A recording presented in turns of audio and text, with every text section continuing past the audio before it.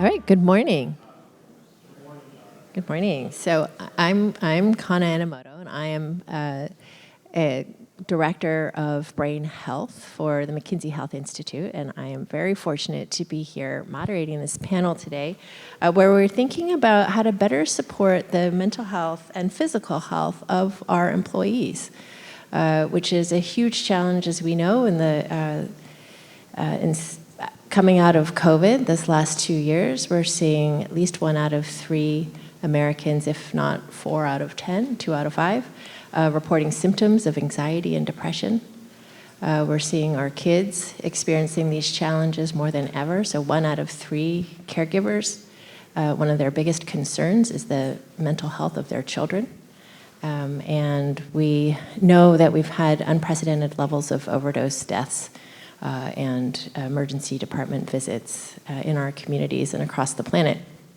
So it's a timely conversation, and I am very fortunate to be joined by an incredibly erudite and accomplished panel. And so the way we're going to do this today, we're going to keep it fairly informal, fairly conversational. I'm going to ask each of them to introduce themselves, and by way of letting you know kind of who they are and what they're about, I'm going to ask them to tell us what is the big question that you are wrestling with these days. And so I will start with the gentleman on my immediate left, Mr. Eric Reeves. Thank you, Kana. My name is Eric Reeves. I'm a former legislator from North Carolina, chaired the Appropriations Committee for Health and Human Services. I'm a lawyer by training, and over the last 20 years, I've started about a dozen companies in the education space. And what brings me here today is that I'm in a partnership with UT Southwestern, which is a large medical research hospital in Dallas. And they have a lot of efforts around mental health. And then I'm also in a partnership with the Cooper Institute, which is, Dr. Cooper was the originator of the term aerobics and started a national craze around running. So that's why I'm here on your stage today. And what's your big question? Oh, my big question.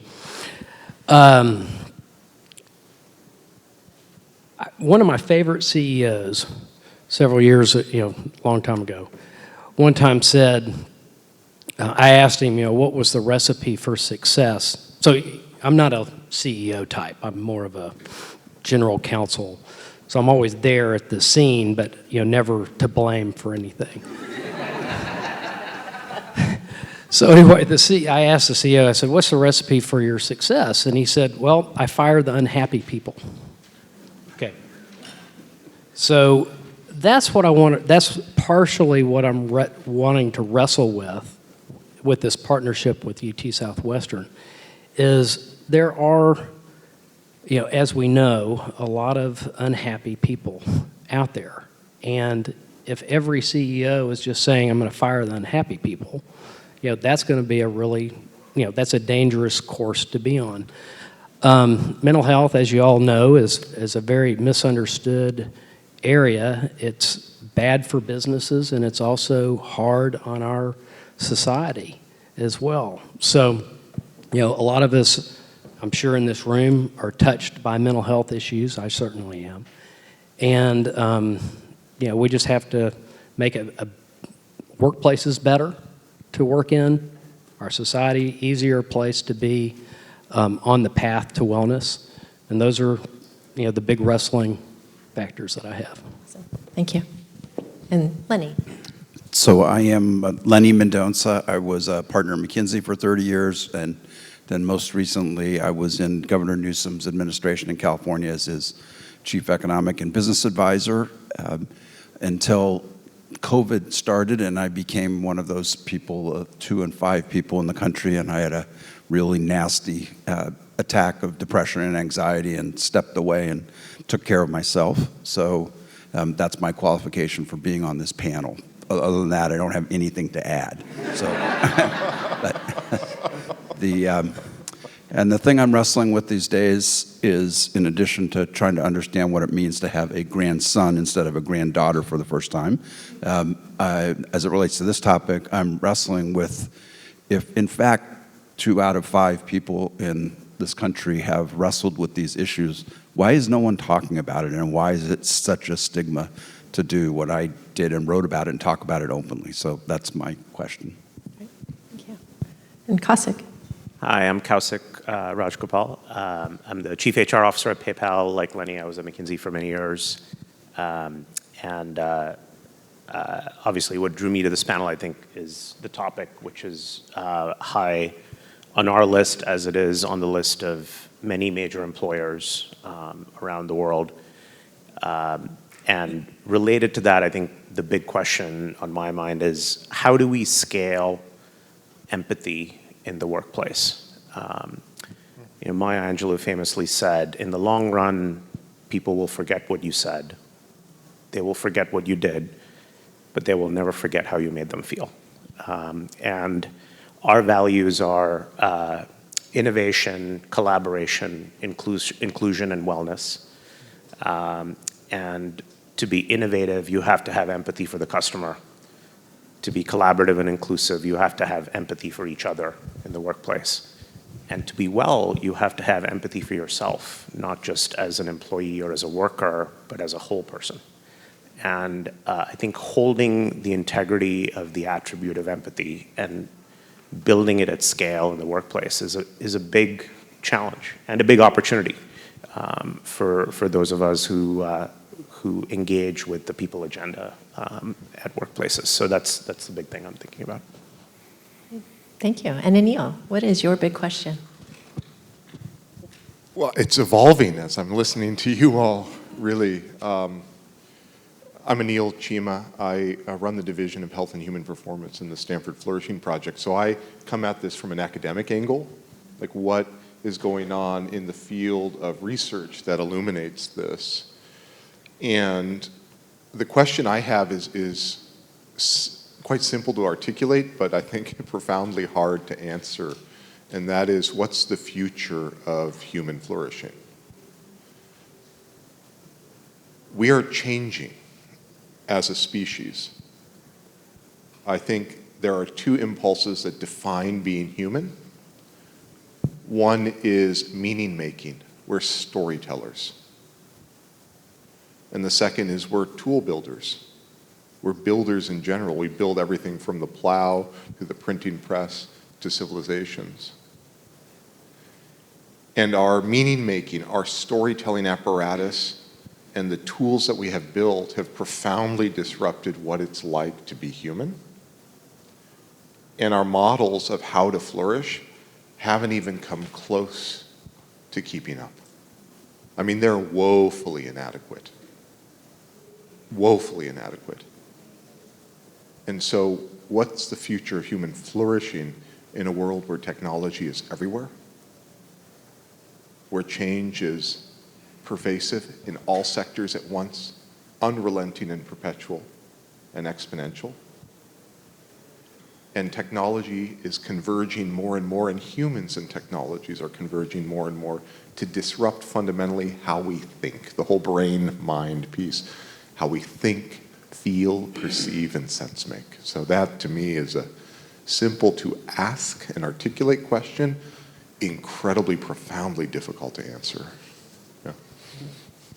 But I love that question. Thank you for asking it. And I think there is a tie across what everyone has mentioned about that brings us to flourishing. What does it mean? How do we help the unhappy people to become the happy and flourishing people? Right? Why don't we talk about why we're not flourishing or why we're suffering? And how does flourishing intersect with wellness? So I would love to, if any of you would like to respond maybe to that kickoff, is what does the future of flourishing look like to you? How do we get there? I may not have an answer to your question, but I kind of have a question to Anil. Is in the work that we're doing, in this Dallas area on, putting into the workplace some tools to help to help employees have better knowledge about their mental health, and then finding and connecting with resources. That's all kind of process related. One of the issues that I find fascinating is that so many people are very public in social media and elsewhere. They're very public about their lives, but when it comes to mental health, there's a major, I mean, it's like you start talking mental health, regardless of who you're talking to, and it becomes intensely private. And then, as a lawyer, I deal with these people. We're dealing with privacy documents, terms of use. How do the records, be? How do you push them forward in a useful way? That kind of stuff. So there seems to me like there's a challenge that we face with the drive for being public in nature, and then the privacy piece of it. Yeah. Well, I'd love to hear from Lenny on Yeah. this too. Really, let me say, embedded in the Stanford ecosystem, there's a well-known phenomenon called the duck syndrome, the Stanford duck syndrome, which is on the surface I look calm and relaxed, and under the surface I am pushing, right? And I think that speaks to what you're saying. So I would say, in a word, it's culture. This is why I'm curious what you all are doing, right? But then what are the elements of culture? Culture doesn't just come up out of a vacuum, right? Culture is instantiated, embodied in artifacts that are human, relational, ritualized, mores that are practiced. And so culture change is probably one of the, as you all, as these McKinsey folks would know, culture is massively tough to change, but absolutely essential to do if you want deep, lasting change. But I'd like to hear, Lenny, this is, really your expertise, I think, to speak on. Well, I don't know about expertise, but certainly a little bit of a personal experience. I resigned on a Friday. The governor put out the normal press release that I was leaving to spend more time with my family and community, which in corporate speak means I got fired. But I didn't. I had resigned, but because I was actually in a hospital at that point, I couldn't, and I did not want to respond to this. And so for a couple months, had a bunch of people reaching out, what's going on, are you okay, what happened? It was COVID was happening, so everyone assumed I had COVID, which I did not.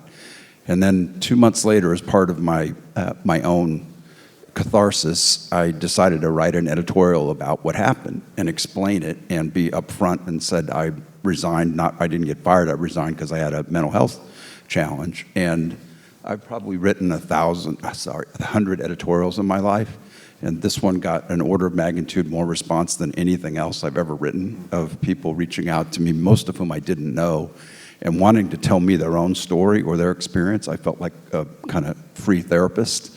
And unfortunately, a lot of them had really sad endings to the stories. And part of what they're expressing is, I wish more people would talk about this. Being able to have the kind of early and open conversation about what's going on. I was fortunate to have family members and friends who saw what was happening and intervened and forced me to get care. It was also really privileged to have great health care and quick access to Stanford, actually, and got the kind of help I needed. But that's all unusual. A lot of people, goes undiagnosed. They get care late. If I tell corporate audiences that I'm often asked to speak to on this topic because I'm an excuse to legitimize the conversation that the CEO won't raise himself or herself. But I tell them, go call your EAP line and see what kind of response you get. And on this issue, you're likely to get, we'll get someone to get you an appointment in 4 or 6 weeks. That's actually extraordinarily unhelpful if you're in the middle of a severe episode. So anyway, I think part of this is, in the sports world, professional athletes talk all the time about you have to be at your peak mental performance if you're going to perform physically.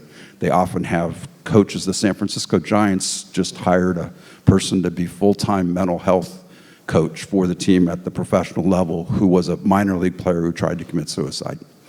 In the entertainment world, they talk about it all the time because it's part of your persona you're out and talking about. But in the business world, if you raise this issue, you can rest assured you're, in normal circumstances, just the conversation changes, or that people look at you in a different light. And I just don't think that's right. When I broke my leg, and I still have a pin in my leg, but I was on a boot for 6 months, and everyone knew something was wrong, and they'd ask you, what happened? And I said, I had a bike accident. They said, you're too old to be on a mountain bike. But other than that, it was like, whatever. But if you raised that you had a mental health challenge, like, how's the weather today? So I just think that needs to change, and it's a health issue. It's not anything more substantial, and it's much more common, and if we deal with it and have a conversation among our family and friends and workplaces, our students, et cetera, we'll make a big dent in trying to address the issue. Yeah, and I'd add, just building on what Lenny said, right, a big part of the destigmatization around this is transparency, but to your question about culture, to make that institutionally respected and something that people care about, you actually have to have some formal mechanisms and narratives that make it okay to talk about wellness. So wellness is something we picked as a value before COVID, and so we've had a few years of engaging with what does that mean to have wellness as a value? What does that mean, therefore, to attempt to kind of weave it integrally into the fabric of our culture? And there are several mechanisms that we apply. One of them, which I'll just share as an example, is something that we call a wellness day. So every couple of months, the entire company shuts down for a day. So that means there's no email, there's no phone calls, there's no Slack, there's no texts. And when I joined PayPal, I was sure that this would be violated, right? I was like, okay, today's a wellness day. I'm sure somebody's going to text me with something urgent. Our next wellness day is on April 29th. And so people put it on the calendar, they soft circle it. One of my favorite things actually after the wellness day is to look on LinkedIn and people post about what they did on a wellness day. I went to see my parents. I went hiking with my dog. I spent some time with my children in an unstructured way, as opposed to I'm squeezing you for 45 minutes in between calls. And that's an example of a formal mechanism that begins to say, culturally, this is something we value. And we value it enough that we don't just say, oh, if you want, take some time off. We say the whole company shuts down, right? Because your ability to take time off, to renew, to rest is actually dependent on other people and their demands on your time. So I think for employers to be able to have cultures that focus on and emphasize wellness, we have to think about mechanisms like these that make it really tangible.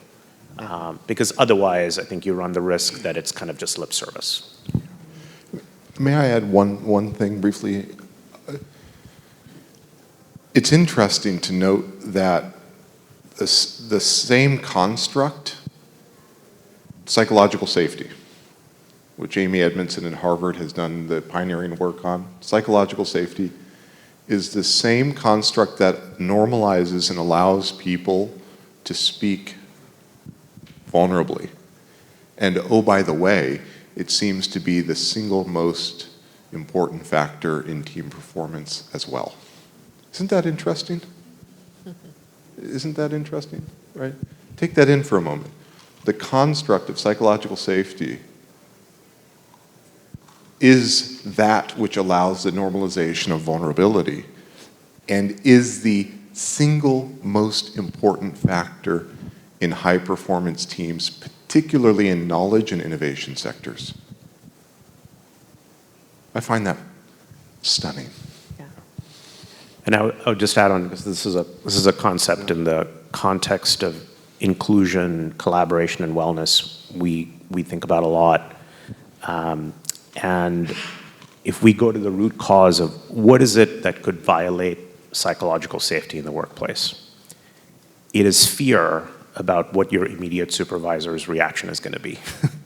And we talk a lot about the Great Resignation, and I believe that people quit their bosses as much as or more than they quit companies. Yeah.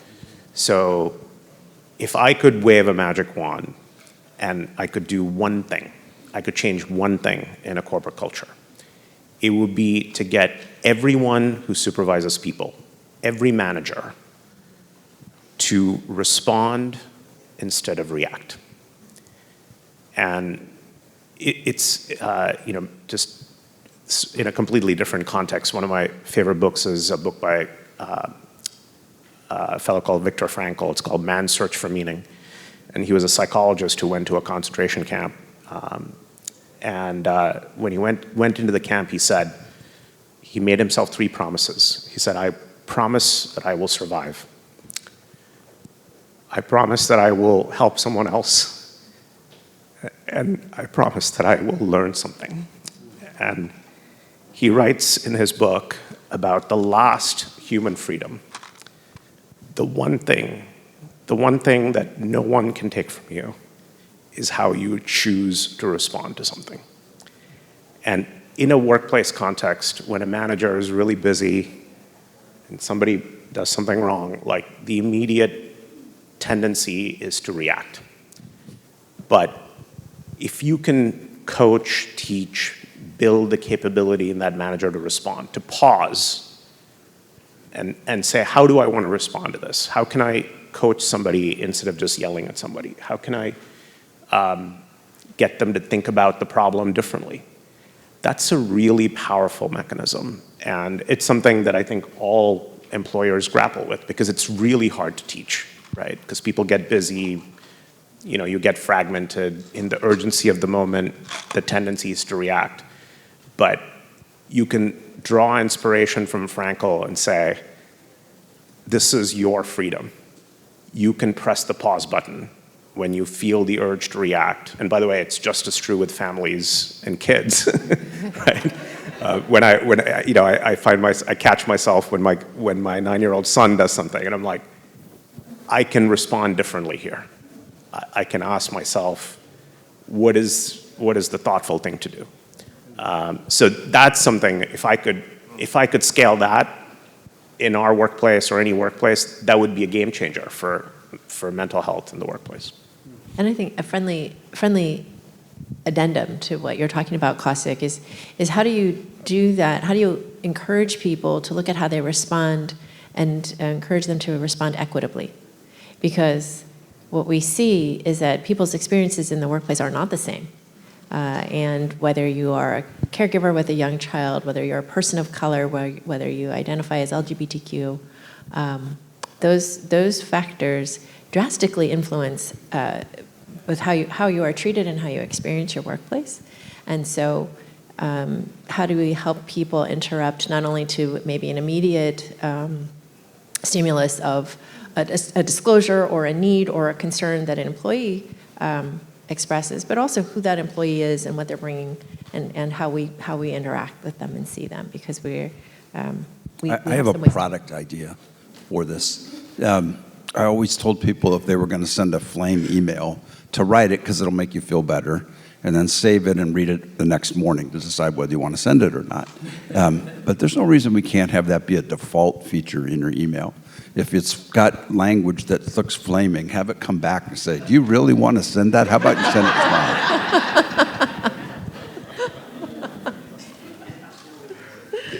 I would love that. Can I mention something related to what was said here? I really think the only litmus test that matters is something that, I lift from John Rawls, the political theorist. In his theory of justice, he comes up with this brilliant maxi-min rule. It's talking about inequities. Inequities are justifiable only insofar as they lift the lot of the least well-off in a way that isn't otherwise possible. So to me, the litmus test is, how is an organization lifting the lot of the least well-off or the most marginalized? And if an organization isn't really examining that, then to me that's the number one litmus test that demonstrates it's hollow and window dressing. And I think our purpose statement for the Stanford Flourishing Project is innovating and scaling the art and science of flourishing for all. And the for all is hard, and it is absolutely necessary. And so I offer that litmus test, sort of the echoes of Rawls, because it's been so instructive for us and myself to call out my own hypocrisy at times, right? And to ask, are we doing the scaling instead of the classic Silicon Valley thing, right? The thin veneer, it gets pulled so and stretched so thin. Are instead we scaling with authenticity and depth? Mm-hmm. Right. Well, on our initiative in Dallas, one of the things that you just mentioned about examination or measurements, our first implementation of this software solution is with first responders, so police. And we found a bunch of chiefs of police that are interested in doing this, and that goes to your culture and your leadership comments from a while back. But there's a healthy fear, of the rank and file, so to speak, that we have been, working through. So we've had to create protections or rails or whatever. But here, I'll just give you our it's iterative. And it's not a perfect state where we are right now, but I think it's a good place, or it's at least a firm move forward in this part of employment. Is we're empowering all of the police officers to, as much as they want, take self-assessments and then own their assessments without pushing them and without the higher-ups seeing the results of that. So there's a culture shift happening, but it's also about agency of your own stuff. The other part of this is that each employee will have copies and records, so it's basically a digitized medical record. That they have, that they can access. And I'll give you an example. To get in here today, I had to present my vaccination cards. Boy, are they really ratty looking right now. The world that we're creating is, this is all, digitized so that when you have an incident, okay, the employee will have they may have 40, 50 measurements in there that can be delivered to whatever health professional, whether it's a general medical doctor or a psychiatrist, where they can see these measurements and get a really good snapshot of where you are. Because the crisis never happens, at 3 o'clock on a Thursday. It always, it's 2 o'clock. It's always a time that's bad. So we're trying to create a way for employees to measure themselves, to inform themselves about what's going on, and then be able to, if they need it at a time of crisis, be able to immediately deliver their records to whoever it is. It could be a paramedic, it could be an EMS person or whatever, but it's done in a way that the health profession would be able to utilize in real time.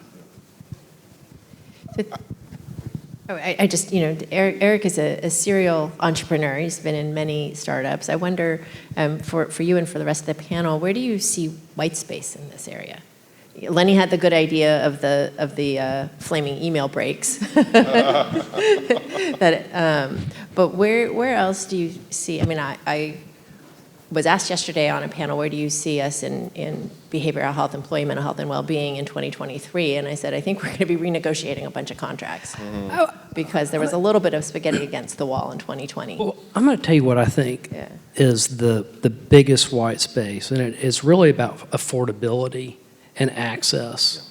The program that we're creating is more of it's just kind of a means to an end. I don't want to down talk the creation, but it's really, kind of an administrative solution, if you will. So it's not anything innate, it's helpful, but it's not, you know. But we have so many Spot people. along the journey. Right. We have so many people, you know, that don't have any kind of real access. I mean, you get out to rural America. I mean, there's nothing out there. I mean, you're lucky to have a nurse practitioner, let alone, you know, something that you really need. And so I think we have, you know, this goes back to my old public policy days. I think we have a bigger challenge, a bigger lift in this country, and that's where the white space is. I mean, a solution that I have, you know, we could sell it to PayPal, we can sell it to almost anybody, and the people that can afford it will be able to, and we're trying to keep it, you know, democratically affordable so that, you know, our true goal is to get this into K-12 in an affordable way, really, you know, rural and poor. So can I add to, so I agree 100% that affordability is absolutely essential. I'm going to look at the other side and say that the biggest white space or blue ocean is the same one that has always been there, which is look at the prevention side. Yes. It is always, always, always the most cost-effective, the most scalable, and the most effective in terms of changing the needle. And look at the clinicals and treatment side. But again, I cannot stress, as someone who's in the field of well-being and flourishing, the prevention side, the prevention side. And with a twist, we often try to fix, quote unquote, individuals as proxies to fix systemic problems. And this is wrong-headed. It's just fundamentally wrong. And so let me suggest what I often articulate as the rule of 1, 2, 3 plus. That if we look at the prevention and the treatment side, but let's really look at the prevention side. It's working with 1, individuals, selves, yes, for sure. 2, me and you, relational. And then 3 plus is micro-communal. I think we have to explicitly look at that sort of structure. Individuals, relationships, and micro-communities. And then I would say this other piece that's foundational. It's foundational. I'm thinking of Corey Keyes' work at Emory and many others. If you remember one thing that comes out of my mouth, I hope you remember this. The absence of illness does not equal the presence of health. The absence of illness does not equal the presence of health. So it's 2 related dimensions. The clinical, right? High illness or high mental illness to low mental illness, which is essential. I'm trained as a clinical psychologist. I used to be a professor of clinical psych. I ran a doctoral program that trained clinical psychologists. So I'm in that, I get that world and I support it wholeheartedly. But there's another continuum. This is Keyes' 2 continuum model, from languishing to flourishing. If the absence of illness does not equal the presence of health, do you want to know where the largest segment of the US adult population is? No diagnosed mental illness and languishing. No diagnosed mental illness and languishing. By far the largest segment. So it's a both and of clinical work that's affordable and accessible, and the prevention work, the flourishing work on the individual, relational, and micro-communal levels of orienting towards flourishing every day. And neutral skews negative for deep evolutionary reasons. You can't be neutral. If we're neutral about it in an organization, we will skew negative. And if you're 25 and under, we will skew negative exponentially, because mental health issues are going up exponentially in people 25 or younger. And I have a 21-year-old daughter. So it's becoming more salient. So, yeah. Thank you. I have one really tactical thing. If I could give one prescription to everyone that's free, it would be sleep more. It is a huge deficit. Most people don't get the amount or the restfulness that they need, and it's extremely related to your outlook on well-being. Here. And it is absolutely monitorable as well, whether it's Fitbit or some more specialized things. So that would be my prescription. I'm not the best at getting a lot of sleep, and I find that is the last bastion of shaming. People will freely shame you if they think you're not sleeping well. So, Kosik, just one last question. As a CHRO, I know you're getting a lot of people coming to you saying, we've got the latest and the greatest and the best. Where do you see the white space, and what do you see as kind of the solution you'd be looking for? As an employer, I'll go back to my theme of frontline manager capability and training. And I think from a mental health perspective, so much power resides in that role because it defines the day-to-day experience of most people in the workplace. One of the clients I worked with a long time ago said, who is the godlike figure in the workplace? And his perspective was, it's not the CEO, it's actually your immediate boss, because they're the ones who determine the conditions under which you work. So I've talked a little bit about wellness, so maybe I'll just share this closing thought on inclusion, which is also one of our values. I think that a foundational element of mental health in the workplace is for people to feel seen and heard. And it really is a fundamental human need, to be seen and heard. And a simple thing that I think every frontline leader or manager can do, you could think of this as an inclusion hack I borrowed from the Supreme Court. The Supreme Court, as you know, is very hierarchical. But when they sit down for case deliberations, they have a rule that nobody speaks twice until everybody speaks once. And I just think there's a lot of power in that simple and elegant rule, and it could be a norm that we could use in workplaces. Every manager in every workplace could use this rule when they sit down for a meeting, however big their teams may be. Nobody speaks twice until everybody speaks once. Do something to get everybody's voice in the room, make everybody feel seen and heard, and on a daily basis at a kind of micro action level, you begin to build a stronger foundation for mental health in the workplace.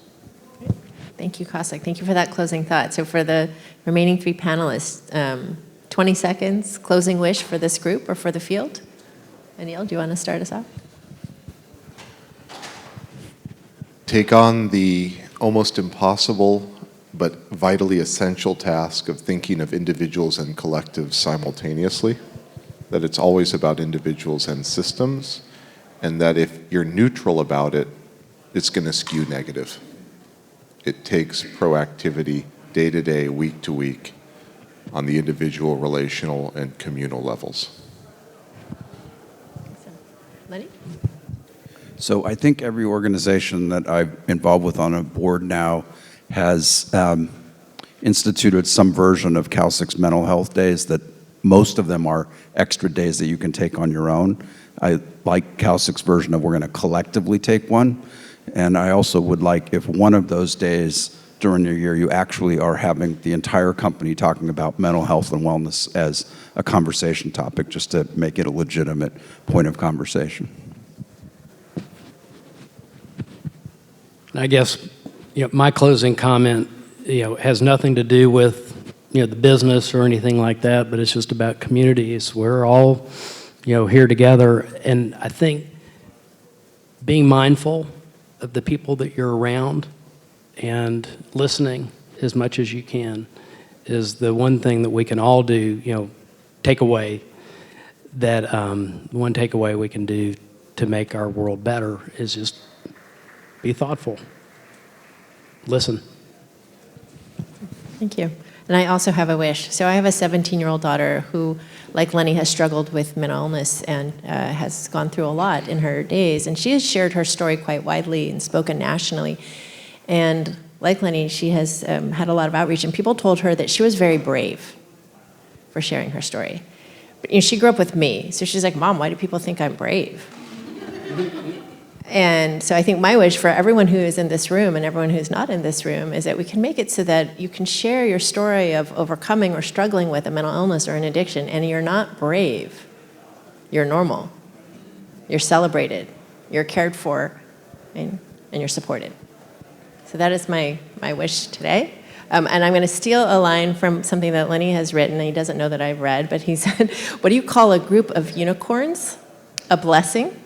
And so with all of us today, I want to thank our group of unicorns that we've had on this panel today, because it's been truly a blessing to have this conversation. Thank you very much.